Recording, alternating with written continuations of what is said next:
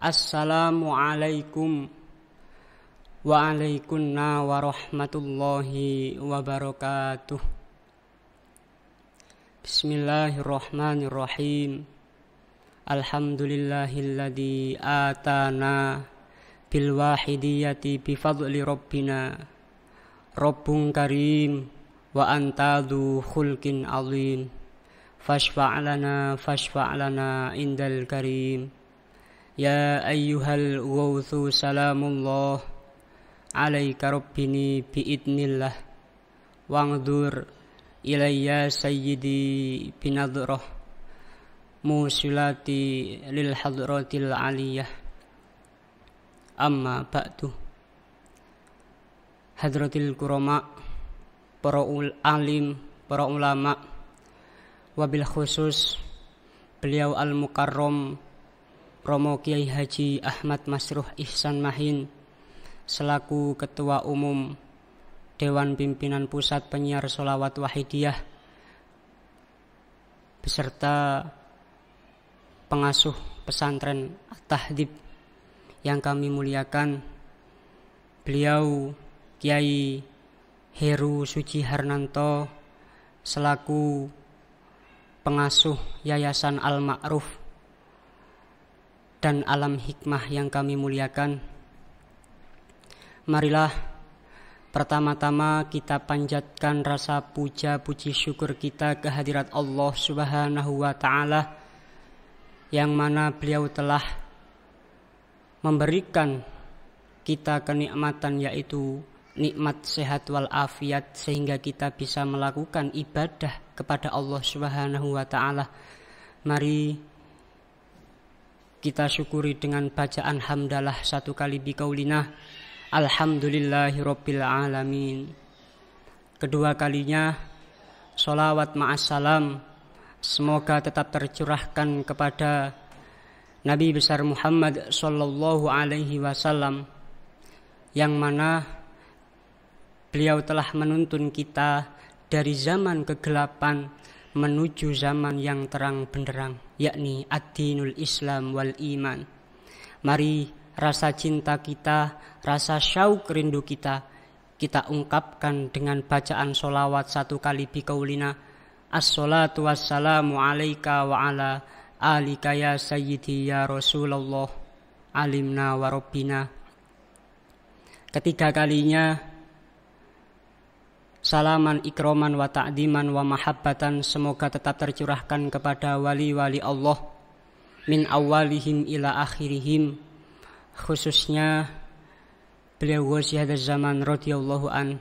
Semoga priantun-priantun agung yang kami sebut di atas tadi berkenan mencurahkan doa restunya, sehingga apa-apa yang keluar dari mulut saya yang penuh dosa ini bersamaan dengan ridha Allah Subhanahu wa Ta'ala, sehingga bisa bermanfaat bagi semuanya. Hadirin hadirat, para pemirsa dimanapun Anda berada yang dirahmati Allah Subhanahu wa Ta'ala, mari kita renungkan firman Allah yang berbunyi yarfa'illahu alladhina amanu minkum walladhina utul ilma darajat.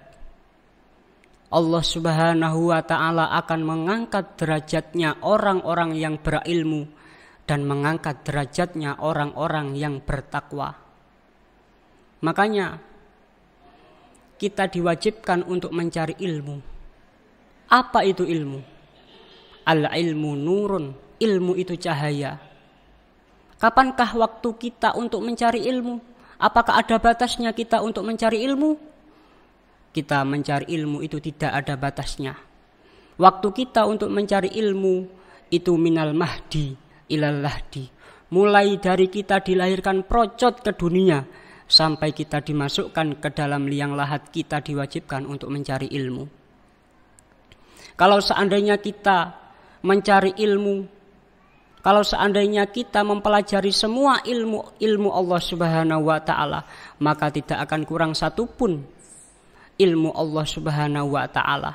Karena apa? Karena saking banyaknya ilmu Allah Subhanahu wa Ta'ala. Ilmu apa yang paling kita pelajari yang utama?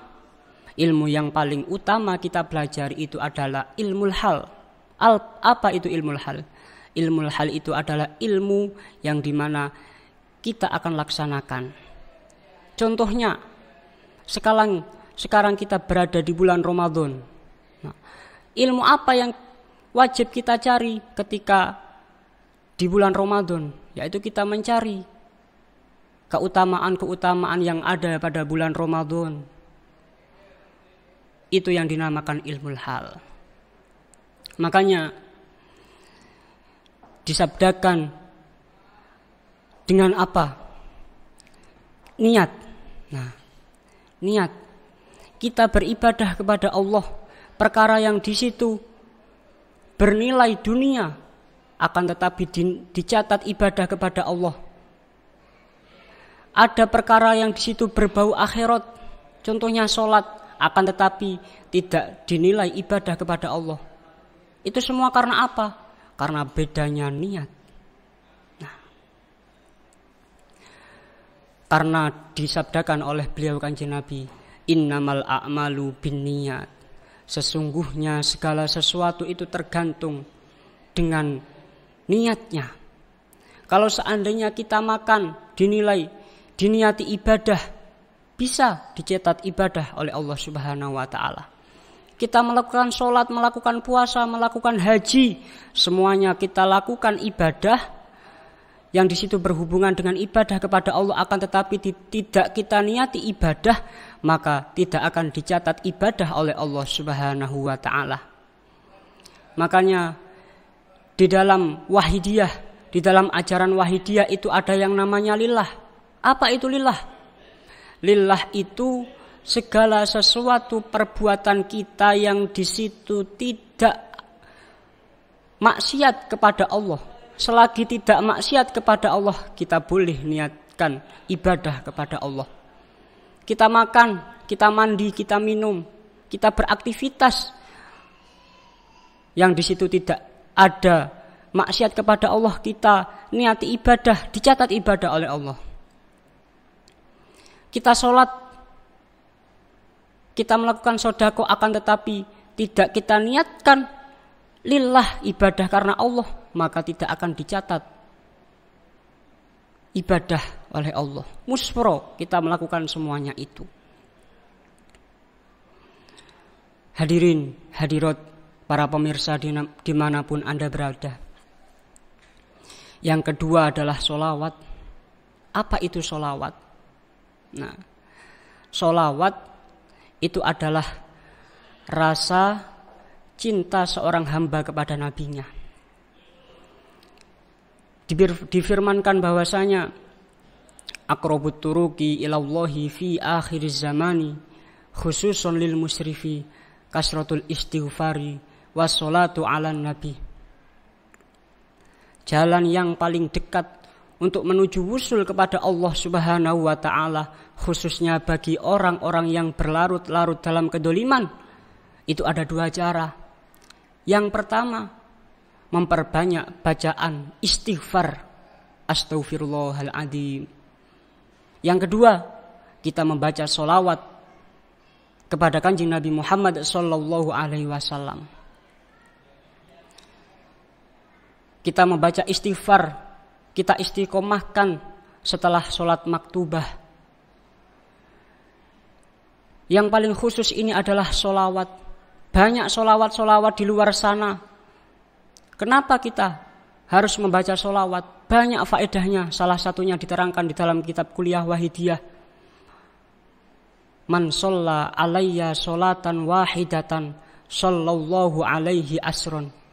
Barang siapa yang membaca sholawat satu kali kepadaku, maka Allah akan membalas kepadanya sallallahu alaihi asron.